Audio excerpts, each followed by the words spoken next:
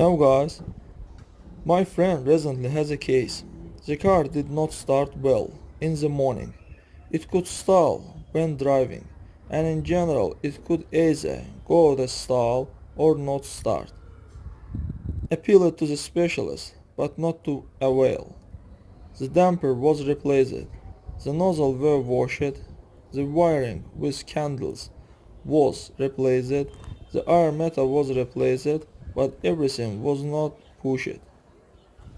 But the problem turned out to be following.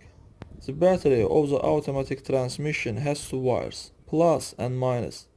The plus had a slack, so there were problems. We fixed bolts and fasteners. The car became normal.